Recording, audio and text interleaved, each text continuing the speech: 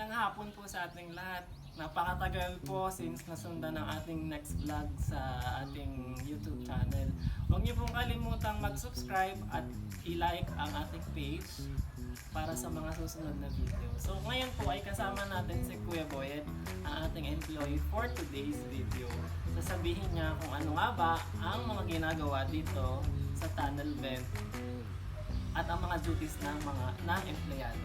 So Kuya Boyet, ilang taon na po kayo nagtatrabaho dito? 3 taon. So 3 taon na. Gaano nyo na master po o gaano nyo na nagamay yung mga gawain sa loob ng 3 taon?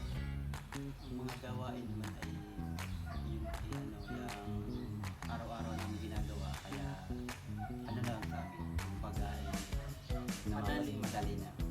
Pasunod-sunod. Paulit-ulit na.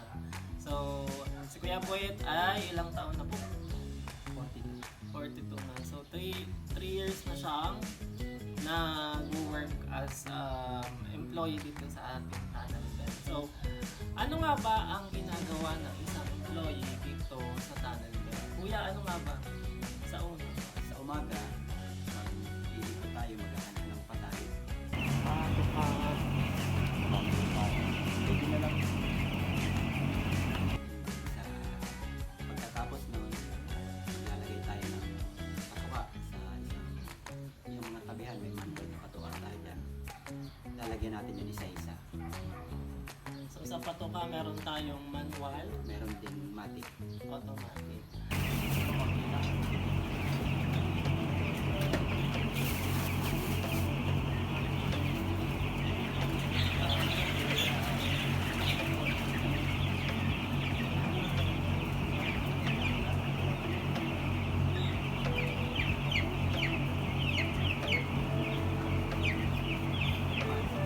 Ano po yung next na gano'n? Ayun, roving na tayo. Halimbawa, medyo malamig ang panahon, nakayubyup yung sisig. Kailangan nating rovingan para tumayo. Tumuha at uminom din. So yun na ang pinaka-purpose ng pag-roving para tumuka at tumayo o minom.